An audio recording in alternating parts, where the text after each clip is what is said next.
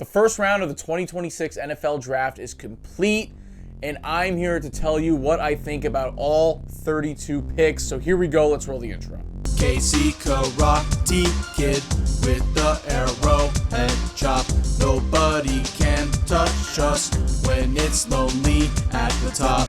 All right, so before we get started, I just want to say one of my favorite nights of the year, every single year. And this time, I was confused. I mean, last year I got like 10 or 11 correct. This time, only Mendoza. That's it. So this is going to be a doozy to go over, especially for my pride. But one thing I'll say one more time is that you truly just never know what's going to happen. It's kind of like fantasy football, where you spend months and months prepping, and then nothing goes how you expect. And it's just funny to see, myself included, all these people throughout the offseason feel like they know what's a good or bad pick, and then the GMs of all these teams do something completely different. So that's exactly what encompasses this draft we have here in 2026. So let's start with number one, the most predictable one, the only one I got right, Fernando Mendoza to the Raiders. And yeah, I don't have much to say because this is what everybody expected for 3.5 months. So let's just move on to number two because that's way more exciting. All right, the New York Jets, which first of their 3 picks they had last night, go with David Bailey, the edge out of Texas Tech. Now listen, we were expecting this because Arvell Reese was mocked to them many, many times leading up to this. But as of recent, it was pretty much a shoo-in that it was going to be Bailey. We're going to get to the Jets' other 2 picks. I think that this draft for the Jets was the most overthinking draft that they've had in a long time. Bailey is fine. He is safe. But you have a guy in Arvell Reese who's got better traits, who's younger, and who has more potential.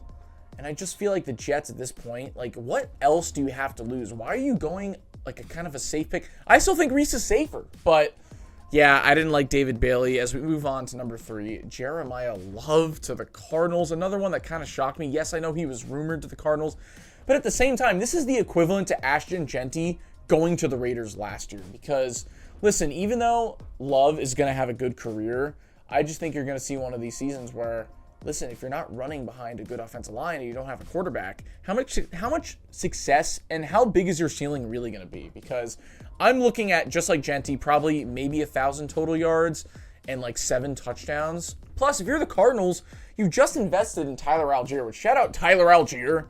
He came from being a backup to Bijan Robinson, and he finally was like, wow, I'm going to be a starter on a team. I don't care how good the team is. At least I'm a starter.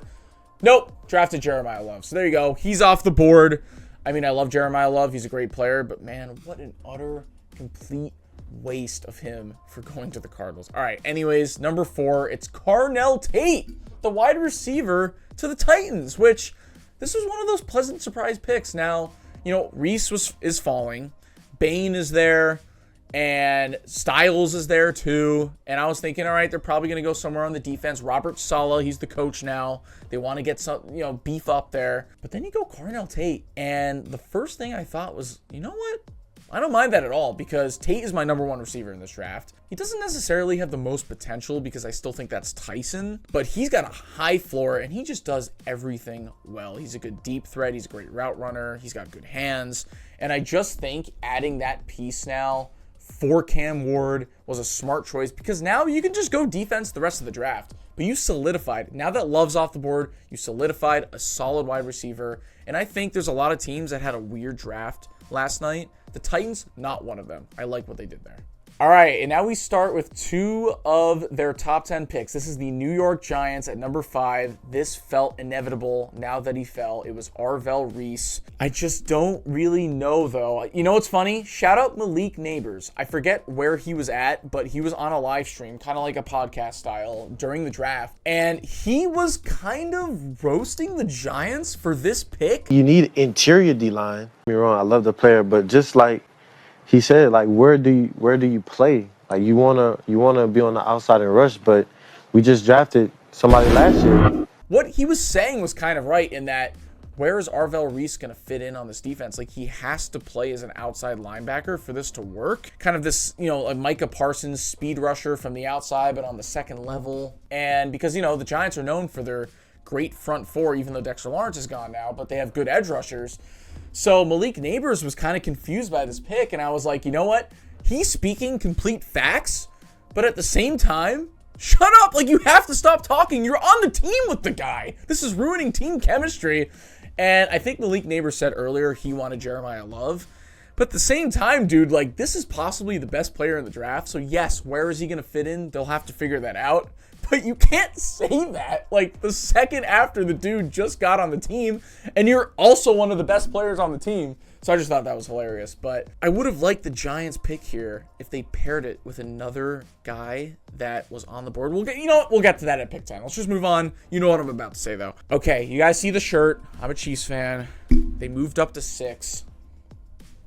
And you know what? I thought they were probably going to trade up with the Browns if there were specific players on the board, which there were. Here's who was on the board at pick 6 when they traded up, which, by the way, they gave up pick 9, 74, which is a 3rd round pick, and then 148, which is a 5th round pick. And Ruben Bain was on the board. Perfect. That was the guy I wanted this entire time. I was so hyped when they traded up. I thought for sure that was the shoe-in. If not, all right, Jordan Tyson's on the board. You get Patrick Mahomes, a great weapon. He stays healthy. He's going to have a high ceiling.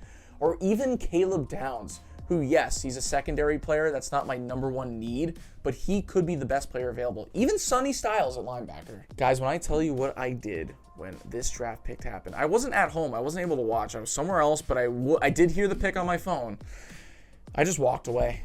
The second Roger Goodell said, man, I was out. I just took a lap. And by the way, I still haven't said the pick. It's Mansour Delane, cornerback out of LSU. Which, listen, he is my number 1 corner in this draft. And I do think he's going to end up being a very good Pro Bowl level player. And he's going to be a nice replacement for Trent McDuffie. But to trade McDuffie away and then use assets like a 3rd and 5th round pick to move up to get a guy like this. And I'm not going to use the thing where I'm saying that, Mansour Delane would have definitely been there at 9. He wouldn't have, because he actually said himself that he was in contact with the Commanders coach. So the Chiefs are probably thinking, all right, he's probably going to the Commanders. If we really want this guy, we got to trade up. But corner was not your number 1 need. I mean, my gosh, like, this is just painful to wait this long and not draft Ruben Bain there, or even Jordan Tyson, which is my top 2 needs, edge and wide receiver. At the end of the day, if Mansour Delane is great and everything ends up being fine, then I'll shut up. But I like the player himself, but the process, absolutely not. It doesn't work for me, giving up that capital for a corner. I don't know what they're doing there, so we'll see what happens. Listen, Mansour Delane, I'm happy you're on the team, but not the way you got on the team. So that's what I'll say about that. All right, Sonny Styles to the Commanders. I thought that was a great pick. The Commanders desperately need defensive help. I think Styles and Downs are probably the best players available on the board. So they did solid there. The Saints, Jordan Tyson. That's a nice little pick. That's kind of like the Titans where, wide receiver wasn't the first thing on my radar. I thought maybe defensive end or corner for the Saints. But now that I see it, it kind of fits. And you know what? Shout out Tyler Shuck. I feel like we'll get to the record predictions in August, but I kind of feel like that's a sneaky, decent offense this year, and maybe, Tyler Shuck, you walk away from the season, even if the Saints go, 7-10, you were like, oh, Tyler Shuck, he had, 3,800 yards and 25 touchdowns, and, they had a good season. So, obviously with Tyson, it's the injuries. He's got to stay healthy, but if him and Olave, who both have injury issues, stay healthy, I actually really like that for the Saints. As we move on to pick number 9, the Browns pick, which was the Chiefs pick, and they went Spencer Fano, which makes sense. They needed offensive line. 2 of the top 3 receivers were gone, so they figured, you know what, we're going to go safe. We're going to protect our new quarterback. I don't mind that at all. The only thing is Spencer Fano, short arms, he might become a guard, so I don't know if their tackles are figured out just yet. But regardless, they got a guy that they needed. He's not the number 1 guy on my board, but I didn't mind it. All right, this is where things start to get a little interesting because the Giants felt like a shoo-in this year, especially at 5 alone, to get Caleb Downs as their safety. I mean, if you have Downs and Arvell Reese, that's probably, 2 of the top 4 players in this entire draft. You went Francis Maui-Noah, which, listen, a lot of people, that's their number 1 tackle on the board. He was my number 1. It's kind of like Mansour Delane, where you don't actually hate the player. He's a very good player, but the process, once again, doesn't make sense. And you lose Dexter Lawrence, and then add Arvell Reese, and it's like, all right, you kind of filled somewhat of a pass rushing hole there, even though it's not the same position. Fine. How about you add one of the best players coming out at the safety position in years at the back end, and they go tackle. And Jackson Dart, he can run, so it's not like you absolutely need so much time to throw. I mean, Jackson Dart's known for taking off with his legs. They still have Malik Neighbors. And this is where it starts to feel like kind of a rough night for Giants fans, even though they still like their players. It's because, one, the Commanders got Sonny Styles, and now the Cowboys, who, to be fair, traded up one pick. They got Caleb Downs, the safety out of Ohio State, and I just think this is a great draft pick for the Cowboys. The Cowboys are always pretty bold when it comes to the media talking about them after their draft picks, and I feel like sometimes it's big hits or big misses. I think this is a huge hit. They obviously need help at this position, and I love it. I think I give this one an A+ for the Cowboys. And the only thing that really went wrong, almost, at the Cowboys draft was Jerry Jones.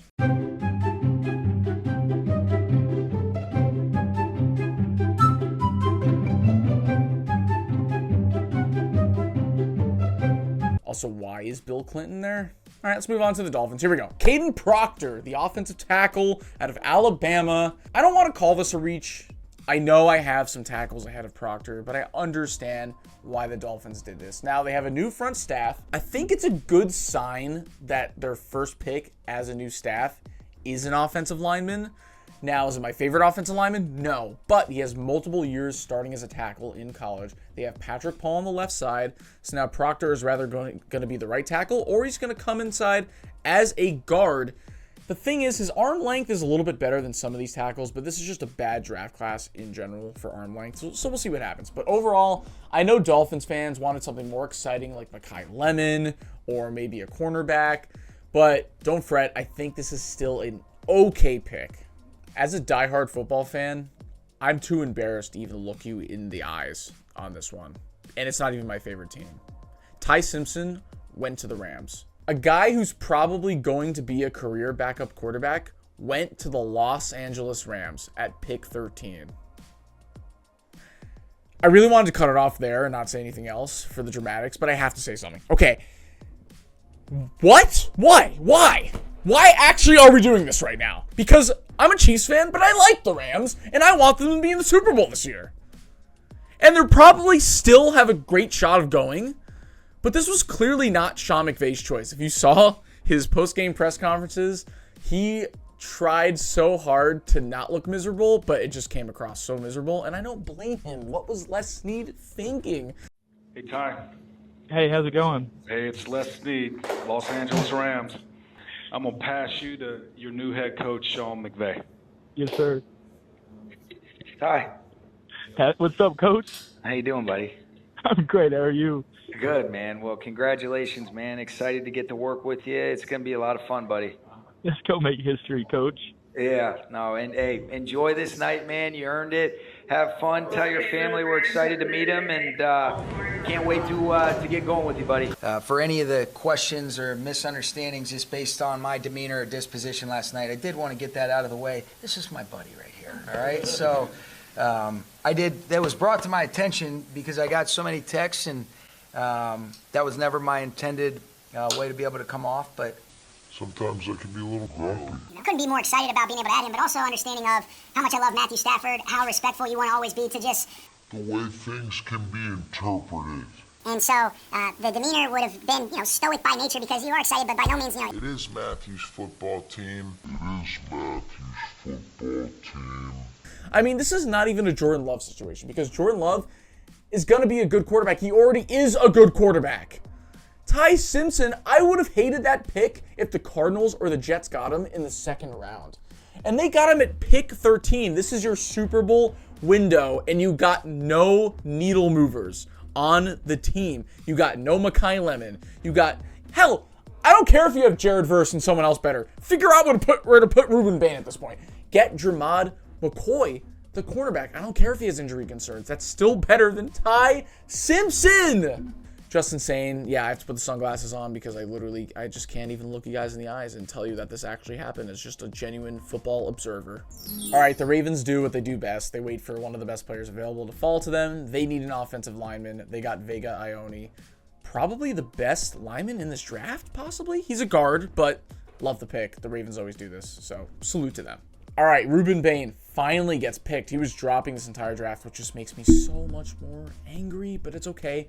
He went to the Bucks. You know what? Fine. Go to an NFC team that I don't hate, and I think the Bucks, kind of like the Ravens, are one of those front offices that I can definitely respect. And even though Bain has his concerns with his arm length, I still think the tape outweighs a lot of things, and he's going to be the guy that has a chance to prove all the doubters wrong, and the Bucks desperately need a pass rush. So he finally goes there at 15. Great pick. Okay, and then pick 2 of the Jets' 3 picks. It's Kenyon Sadiq, and he was on a call with Aaron Glenn, and he was like, oh, I thought you guys were prank calling me. And then Aaron Glenn's like, no, it's not a prank call. We're happy to have you as a New York Jet.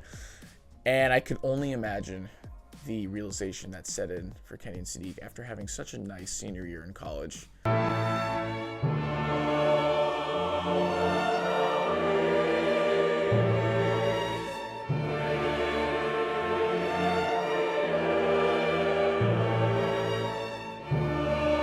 And now he's got to take a flight and live around Florham Park, New Jersey. Good luck. Florham Park is actually a really nice area, so I don't know why I said that. Okay, the Lions, they go with what they need, an offensive tackle, Blake Miller. I like the guy. He's got decent size, but I would have personally gone Freeling, but tomato. I think the Lions did what they needed to do, which they don't do often. They kind of go rogue and pick like a running back or a linebacker, but they actually picked their number 1 position of need, so good for them. All right, and then the Minnesota Vikings with an absolute stinker of a pick. Caleb Banks, a guy who, funny enough, in our mock draft, shout out Jordan, he picked him at pick 20, and he went at 18, so it was actually kind of around the same, but, I mean, the Vikings, come on, Dylan Thieneman was such a Viking. He's the Harrison Smith replacement. He's the white safety that we all want to see in that purple and gold. And they go Caleb Banks. Sure, I guess they need defensive tackle, but this is a guy with multiple injury concerns. He just had foot surgery, and I thought this was a guy that was definitely going to fall. As a Chiefs fan, I thought if we maybe didn't pick a defensive tackle, maybe we get him at pick 40. Maybe the potential is still there, but bro, you have Mekhi Lemon, Thieneman, McNeil Warren, and McCoy there, and you go Banks. C- pick right there. All right, this guy wasn't really on the Panthers' radar, I feel like, or at least to the fans. But after Sadiq was drafted, this makes a lot more sense. They picked Monroe Freeling, the guy I just mentioned, who I thought the Lions should have picked, at tackle. I think this is a guy who actually has solid length, and the Panthers just need to keep beefing up the offensive line. Now, the one thing I do want to see for the Panthers, the rest of this draft, they got to get some weapons. That's the only thing I'm kind of worried about. But the fact that Freeling did fall to 19, I think this was solid for the Panthers. And Bryce Young, we'll see what happens. At least they're building in the trenches. Howie Roseman, you've done it again. I don't know how it keeps happening. And with the Cowboys, of all teams, they traded with them to go up to 20 and pick Mekhi Lemon, the wide receiver. And this is a guy that I had going to the Chiefs at pick 9, and you're telling me finally the Eagles are losing one of their best players in A.J. Brown to the Patriots, even though it's not official. That's going to happen June 1st, trust me. And they replace, not replace him in terms of like the actual type of receiver, but they get another receiver, and it's a guy that I have fallen in love with this offseason. How do they keep getting away with this? Really, all they need right now is maybe one more receiver and then an offensive lineman, and they're back to maybe being back to the Super Bowl again. So I don't understand how it keeps happening, and the Cowboys let this happen. Giants fans are probably watching like, I don't know what's going on anymore, but let's just move on because that's crazy. And you know what's even funnier is the Steelers had Mekhi Lemon on the phone before the Eagles traded up. They were talking to Lemon saying, hey, you're about to be a Pittsburgh Steeler. And then his agent rushes to them saying, no, buddy, you're a Philadelphia Eagle. The Eagles swooped in and got him over the Steelers. So now the Steelers are screwed, which, by the way, it's kind of funny because the Steelers just got Michael Pittman. And it's kind of interesting. Why would they get a wide receiver when they need an offensive lineman? But then they did end up picking out offensive lineman and Max Ironanker. What a name! People are saying that the Steelers pick is one of the worst in this draft. I actually am an Iron Anchor fan, so I don't hate it. I know they could have gone other directions, and yes, I know it seems like a fail because they had Mekhi Lemon on the phone before the Eagles came in, but just a crazy sequence of events. Let's move on. And then the Chargers, baby. I love the Chargers so much. They're just so... Whenever that's going to be, when I first walk into SoFi Stadium, I'm just going to feel 10-7 just coursing through my veins. Just, oh, it's so beautiful because they picked Akeem Mesidor, who's older than me. I'm about to turn 25. He is 25 already, and he's getting drafted. He got drafted tonight. Last night. Wait, hold on. So funny. There's so many great edges available, and they picked Mesidor. I love the Chargers. Mwah. All right, and then at 23, the pick that the Cowboys traded back into, they got Malachi Lawrence, another defensive end, which it's weird to see Mesidor and Lawrence kind of go back-to-back. Yes, I know Mesidor was actually projected to go to the Bucs at 15, but for me personally, Mesidor was a late first round, maybe early second round pick. So to see him and Lawrence go back-to-back, yes, the Cowboys do need a pass rusher. Would I have picked him? No, probably not. But at the same time, at least they filled their need. And honestly, after picking Downs, anything after that is kind of gravy. So it's totally fine. All right, Casey Concepcion, a guy that I really wanted to fall to the Chiefs at 29, wide receiver. He went to the Browns. Casey Concepcion's a Cleveland Brown. Now I'm going to go ahead and Cleveland frown. All right, Dylan Thieneman. This is a steal. He goes to the Bears at 25. I love that pick. It was rather him or McNeil Warren at safety. A-plus pick. Love it. Let's move on. The Texans go Keelan Rutledge at guard over Chase Besantis. All right, I give it a C. No, I'm just kidding. I would give it probably like a B. They filled a need, but it's just one of those ugly picks that you're not going to think about until maybe he's actually talked about during the season as being a great rookie. We'll see what happens. They need offensive line help. Let's move on. Who cares? All right, then the Dolphins trade back in with the 49ers at 27. They secure Chris Johnson. No, not the running back from 2008 that had the combine record that went to the Titans. No, it's a cornerback. I actually wanted Chris Johnson at pick 40 if the Chiefs didn't end up picking Mansour Delane. So I actually really like this pick. They're picking boring right now, the Dolphins, but they have so many holes that need to be filled that anything is good, and I feel like this was a solid pick. Yes, is he not ahead of Avion Terrell or some of these other players? Sure, but I still like him. I give it like a B+. Now it's time for the absolute star of the show. The Patriots swooped in, came in, and swapped with the Bills, actually, which is funny. The Bills traded out twice out of the first round, so they ended up with no picks. And they traded with their division rival, which I just love. And shout out Caleb Lomu. If you guys haven't seen it, yes, this is a real video. This is not AI. This is not something that he did on the side, which was then put in by an editor. No, this was on ESPN. Listen, I can't talk. This is kind of how I dance, so I got to respect the guy. And Will Campbell, their other tackle, he was getting destroyed in the playoffs. What's your answer to that, New England? Caleb Lomu. Boom. There we go. What a month for the Patriots. Mike Vrabel, Caleb Lomu. Just getting weird out here. Let's move on. All right, the Chiefs' second pick. This one will be quicker because I'm not as mad. Peter Woods, defensive tackle out of Clemson, which is funny because Omar Norman Lott, the defensive tackle we picked last year, was his former teammate. So they're back together. And honestly, I would have still went edge there, especially with TJ Parker or Zion Young or even Keldrick Falk there. It's not as bad as the first pick. I still like the player. Peter Woods was actually projected to go to the Chiefs at 9, like months ago before he started moving back. He had some injury issues. But listen, I think they're looking for a Chris Jones replacement in years ahead. I think him next to Chris Jones is a better pass rushing duo than, maybe even Norman Lott. But at the same time, it's like you're going into day 2 and 3 now with no wide receiver, no defensive end. And I'm just like, all right, if this is the guy you really want, I'm going to trust you. I'm going to trust Spags. That's 2 defensive players. But overall, Peter Woods, welcome to the Chiefs. I would give it like a B. All right, the Jets swoop in for their 3rd pick of this first round, and it's my favorite pick, Omar Cooper Jr. That's another guy I thought the Chiefs maybe picked at the pick before, but they got him. Now it's him. It's Garrett Wilson. It's Kenyon Sadiq. It's Breece Hall. That's a nice quadruplet. Is that how I say that? Sure. At the offense. Listen, Cooper was that last guy in that tier 2, maybe Denzel Boston.